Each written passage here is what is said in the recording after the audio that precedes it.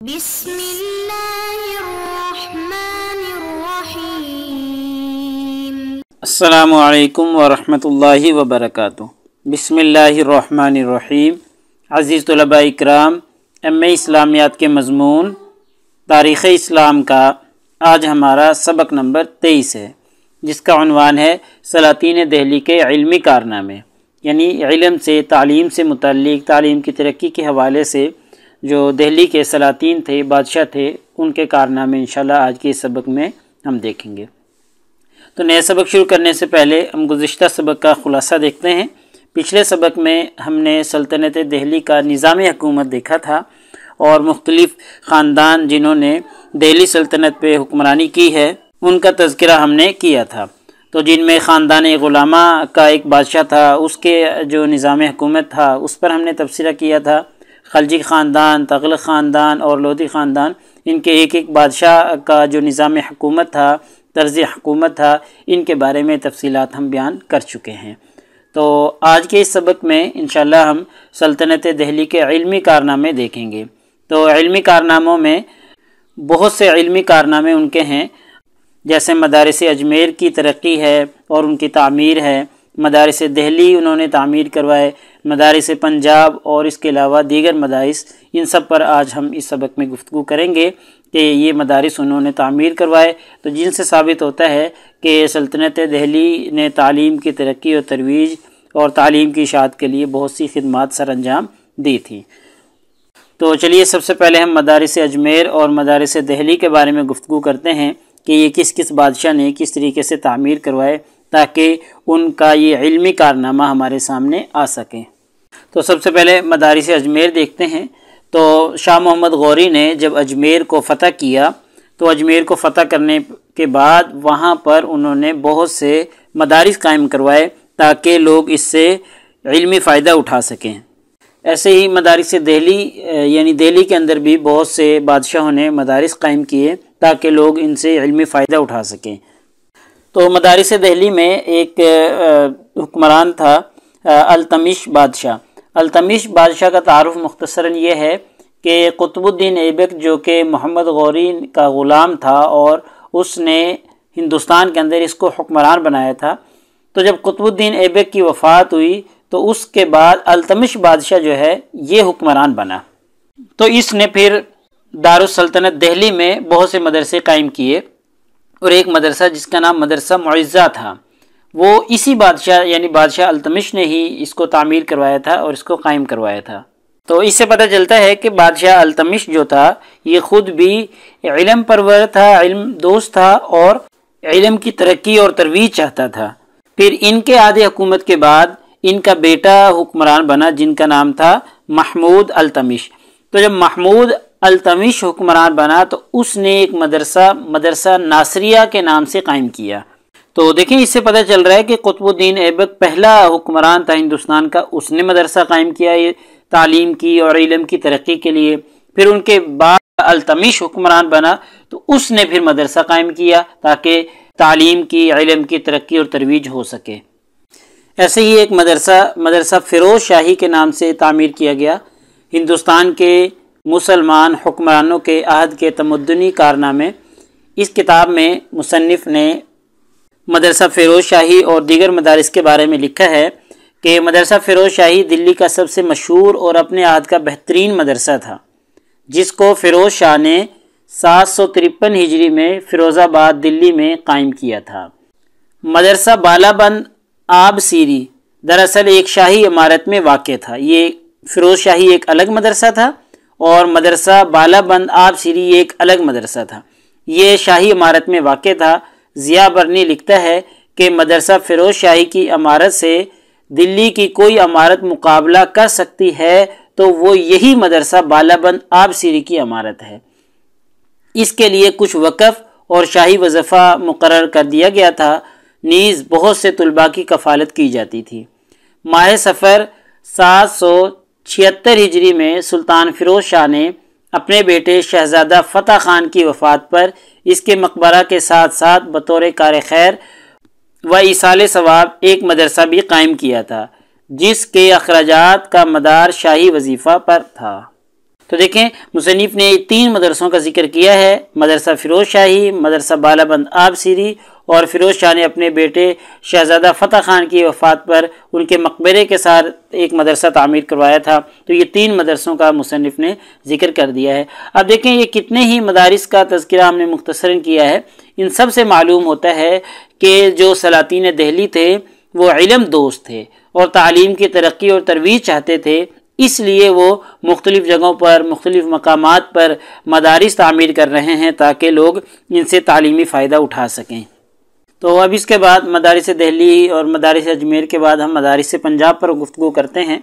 تو مدارس پنجاب کے بارے میں اس کتاب میں لکھا ہوا ہے کہ پنجاب کا اسلامی پایہ تخت لاہور تھا اور اس شہر نے اسلامی عہد حکومت میں بہت کچھ ترقیاں کی۔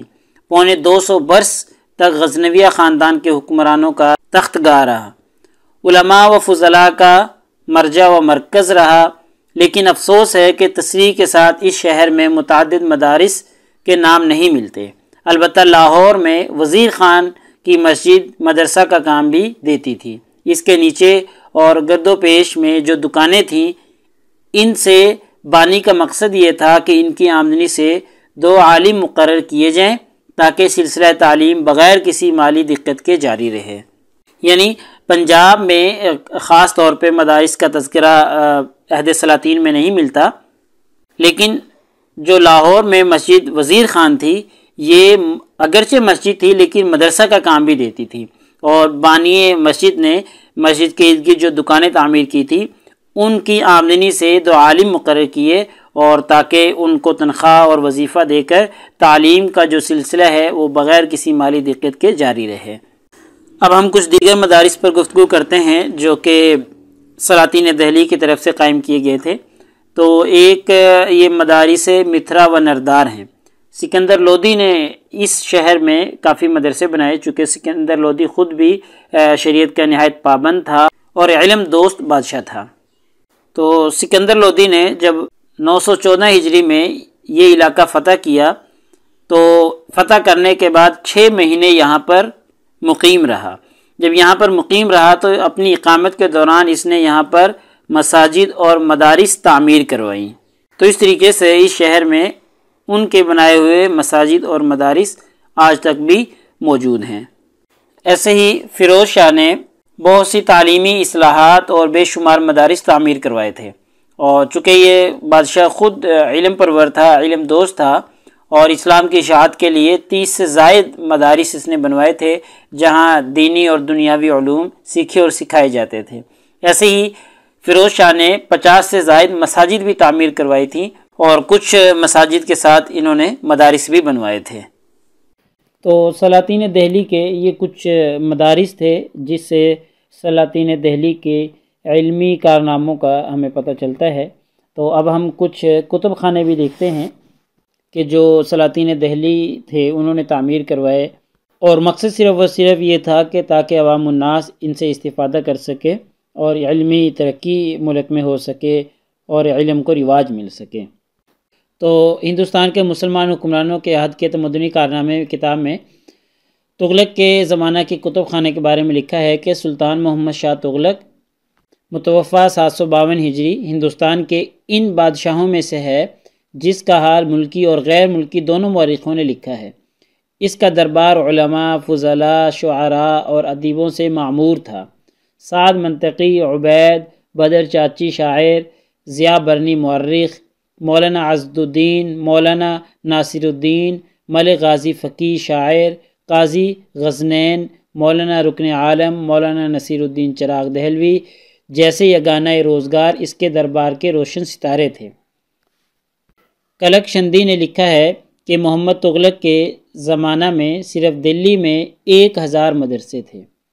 تو دیکھیں اس سے اندازہ لگائیں کہ یہ بڑے بڑے لوگ جو علماء اور فضلاء تھے وہ اس کے دربار میں رہتے تھے۔ تو ظاہر ہے کہ تغلق جو ہے، تغلق کے زمانے میں یا تغلق خاندان کے جو بادشاہ تھے وہ علم دوست تھے اور علم کی ترقی اور ترویج چاہتے تھے۔ خود محمد تغلق کی نسبت مورخین لکھتے ہیں کہ تقریر فصیح اور کلام شیریں کرتا تھا، عربی اور فارسی میں مراسلات فی البدیع لکھتا، نہایت خوش خط اور بڑا اتباع اور ذہین تھا، ابتدائی باتوں سے لوگوں کا معافی ضمیر سمجھ لیتا، حافظہ اس قدر قوی تھا کہ ایک بار جو سن لیتا عمر بھر نہ بھولتا، فن تاریخ کا ماہر تھا، فلسفہ سے خاص رغبت تھی، طب، نجوم، ریاضی، منطق میں کمال رکھتا تھا۔ یہ ظاہر ہے کہ جو بادشاہ زیور علم سے اس قدر آراستہ اور علم کا ایسا قدردان ہو، اس کے پاس کتب خانہ بھی ضرور ہوگا۔ لیکن مورخوں کی ستم ظریفی دیکھیے کہ انہوں نے اس کی 25 سالہ سلطنت کے ایک ایک خط و خال کا نقشہ کھینچا ہے، مگر کتب خانہ کا نام تک نہیں لکھا۔ اس کی وجہ یہ ہے کہ اس زمانہ میں کتب خانے مسجدوں اور خانقاہوں میں ہوتے تھے۔ تو دیکھیں یہ تغلق خاندان کے زمانے میں، اور بالخصوص محمد تغلق جو بادشاہ تھا اس کے زمانے میں کتب خانے ضرور تھے، لیکن مورخین نے ان کے نام ذکر نہیں کیے۔ تو لہٰذا ہمارے آج کے اس سبق کا خلاصہ ہی نکلا کہ آج کے اس سبق میں ہم نے سلطنت دہلی کے علمی کارناموں کی تفصیلات بیان کی ہیں، جن میں کچھ مدارس کا ہم نے تذکرہ کیا ہے اور کچھ کتب خانوں کا تذکرہ کیا ہے، جن سے ہمیں سلطنت دہلی اور سلاطین دہلی کے علمی کارناموں کا پتہ معلوم ہوتا ہے۔